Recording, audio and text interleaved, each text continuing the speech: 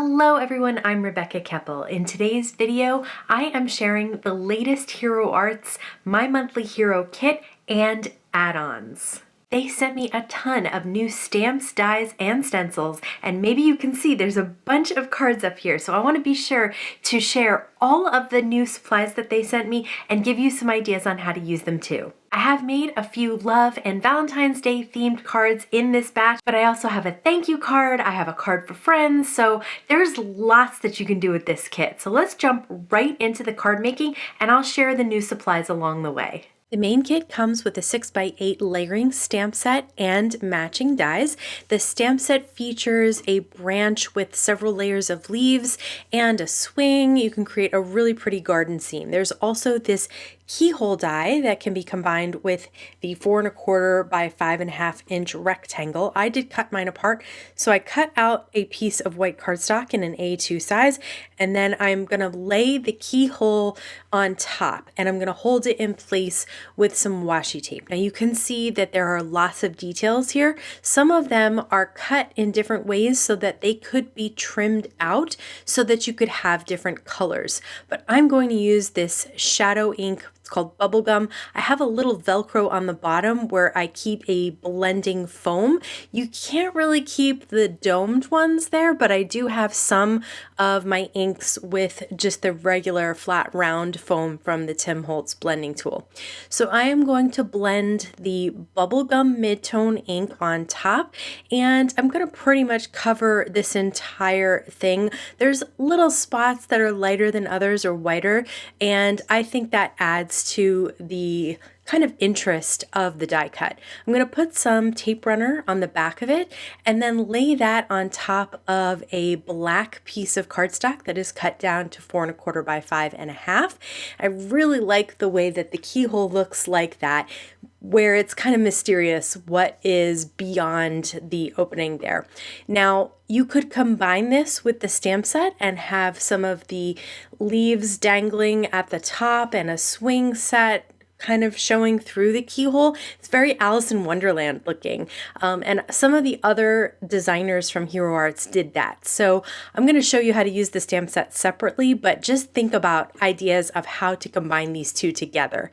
I am stamping a sentiment from the main kit stamp set on some vellum horizontally so that I can place some Hero Arts gold embossing powder on that embossing ink, and I'll be able to cut this out and wrap the sides behind the card so that I can hide the adhesive.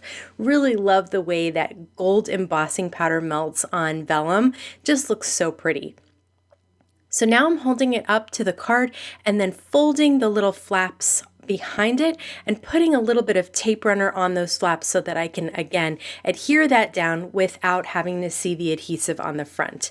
The main kit also comes with this key die. I cut it out of gold metallic cardstock and I'm popping it up on some really thin strips of foam squares that I cut out. I did tie some pink and white baker's twine around it, and now I'm going to loop the baker's twine around and adhere it down so that it can just maintains that loop on the card front. And this is a really just a unique looking card, I think, because of the elements that come in the main kit. Okay, now let's use the layering stamps. So it starts with the tree branch, which comes from the left-hand side over to the right, kind of hangs over. So I use some cement ink from Hero Arts, and now I'm using one of the cube reactive inks for the second layer. You can see these are really easy to line up. You can tell that because I'm not really fussing with it very much, and I can show you some of the elements of the leaf stamp set show the branch through it. That's how you know how to line it up. Very, very simple. If I can do it, y'all can do it too. So I'm going to use a couple of the other reactive inks. The kit actually comes with 2 of these green reactive ink cubes, and so you'll be able to create this exact look of the leaves by stamping the two different layers with the two cubes that come in the kit. And I just think it creates a really pretty tree. And I am getting excited about spring, although I love this cold weather that we're finally getting. I really am looking for the days to be a little bit longer, honestly.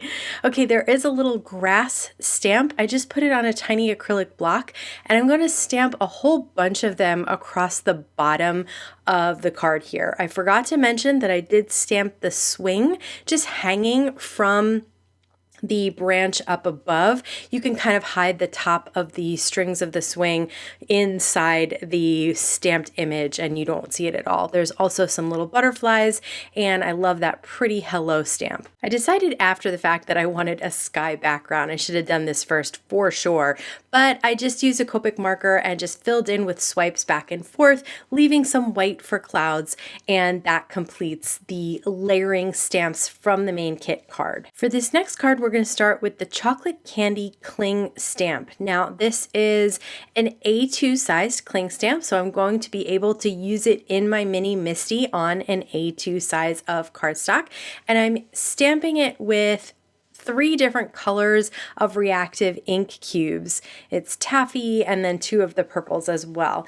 And then I'm using my Debbie tool to really get a good impression there, and look at how cute that little ombre of color is. I'm also going to use the V-Day Mini Sentiments stamp set, and I grabbed a heart die from the little Cupid dies that are part of the add-ons. So I'm going to take a bunch of those mini little sentiments, and I'm going to stamp and heat emboss them with white embossing powder to create little conversation hearts. I will cut them out with that heart from the Cupid stamp set, and then I will adhere them down. So you can see they have hey, my bestie, XOXO, you're sweet, love, lots of different little sentiments in that little type font that I thought was perfect for a conversation heart. So now I just have to use this heart to cut them all out. So that took a little bit of time because I only had the one die, but look at how cute they are. I love conversation hearts. I think they're so much fun.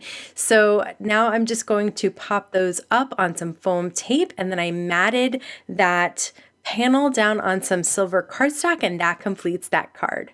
Next, I'm going to use the Peony's Bunch bundle, which is the stamps and dies, as well as the Peony's Bunch stencil. So you can see that the dies cut out the main bunch as well as the individual flowers, and the stencil is a layering stencil of 4 different stencils. I'll show you exactly how I used it.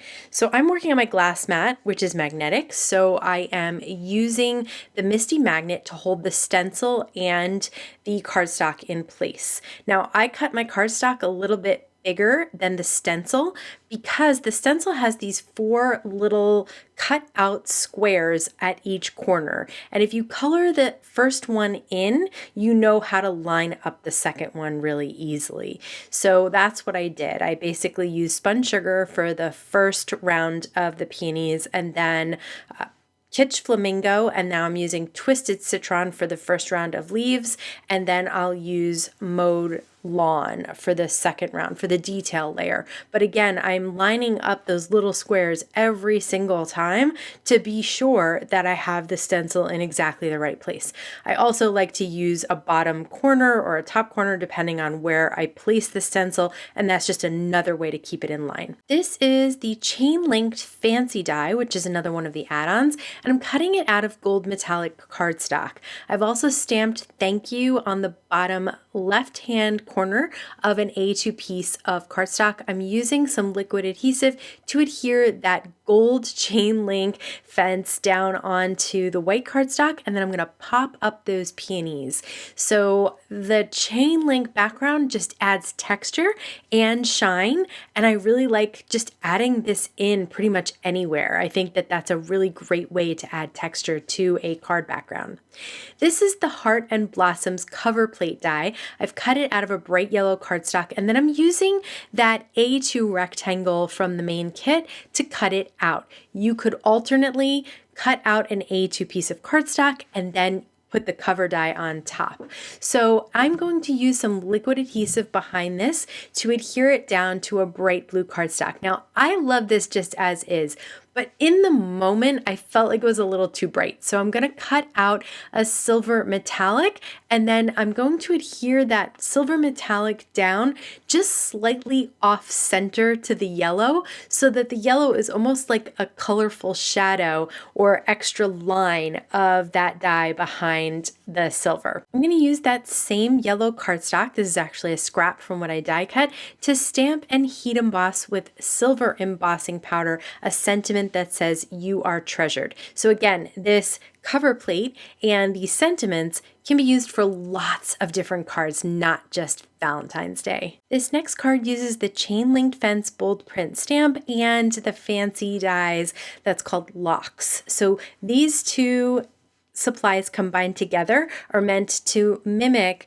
the Loc pedestrian bridge in Paris on the Seine. So if you haven't seen it, there's a pedestrian bridge across the Seine where people would lock padlocks and then throw the keys into the river, and it was meant to signify unbreakable love. So I basically created the chain link fence on some white cardstock by stamping in embossing ink and placing silver embossing powder on top. And now I'm going to use a whole bunch of Distress Oxide inks to create a sunset background. So I'm starting with Mustard Seed and then moving along to Kitsch Flamingo. Now I'm using Abandoned Coral, and then we'll do some Blueprint Sketch. Next is the Villainous Potion, and last but not least is Chipped Sapphire, which is one of my favorites for nighttime skies. It really just puts the finishing touch on that nighttime sky. Once I've done all that ink blending, I'm going to buff away any ink that has landed on the embossed image so that that chain link fence really still shines. Now I've used the locked dies to cut out both silver metallic, and then I'm also going to cut out gold metallic locks. So we're going to adhere all these locks on this card to represent that lock bridge. So now I have the sentiment from the stamp set that says "You've unlocked my heart," and I stamped and heat embossed that as well in silver embossing powder. I'm just going to use that mini Tim Holtz trimmer to trim it down into a little rectangle. I placed the locks where I thought I wanted them, and now I'm going to use some liquid adhesive to adhere them down. The great thing about that liquid adhesive, it has a little bit of a dry time, so you can move things around a little bit and it won't tear the paper. It'll just slide a little bit for you. Once everything was adhered down, I did have to let it dry though and give it a second. See, I picked that one up by accident. So once it was dry, then I could flip it over and trim off anything that hung over the sides. I want this to be an A2 card. I just wanted them to look like they were going off the edge. Then I used some black foam squares to pop up the sentiment, and I absolutely love this card. I think this idea of creating the stamp sets and dies is so unique and so much fun. Okay, for the next card, I'm going to use the chain linked die and the Key to My Heart stamp set and matching dies. So I'm going to actually color these with Copic markers this time and just try and imitate the look of gold and silver. And when I got to the end of coloring this key that was gold, it was close, but I wanted a little metallic to it. So I did add a little bit of the Karen markers in the metallics. So I have a gold for the gold, and then I'll show you the silver that I used on top of the silver. So I used some grays to color the silver key. Again, it's close, like it does definitely look silver-ish, if you add the little shine marks and stuff. But again, I really wanted to have a little bit of shine to it, so I added that little bit of silver. I didn't color in the whole key with it, I just wanted to add a touch. So some of it's kind of older and varnished, and then some of it is shinier. And then I did cut out some of the other images, the heart lock, a little flower, and then a little leaves as well. And then I'm using this time the sentiment that says, "You hold the key to my heart." So this time I'm using that chain link die with the silver metallic cardstock, and I'm going to adhere that down just like I've done before in the past card with the gold metallic. And I'm cutting the lock at the top so it looks like it's hanging from the fence. I didn't have the patience to do that on the many locks, but I thought for this one it would be kind of cool. And then I'm going to kind of diagonally crisscross the two keys on top of each other, and I put the little flower popped up with the leaves on the lock itself. So very clean and simple card, came together pretty quickly, and again, could be used for Valentine's Day, absolutely, or could just be any time of the year to tell someone that you love them. Okay, this is the Flower Girls bundle, which is a really sweet set. There are 3 little girls, a little heart and a flower, and they're all holding or sprinkling little hearts. So I'm just going to use my sketch markers this time to color them in. I like to mix it up a little bit. Sometimes I do better with one or the other depending on what I'm coloring. These girls, I thought, came together really quickly with just a few sketch markers. So I had several different skin tones available to me in this set, and then I used a bunch of the pinks and reds and some purples to create their dresses and the hearts and the shoes and other things.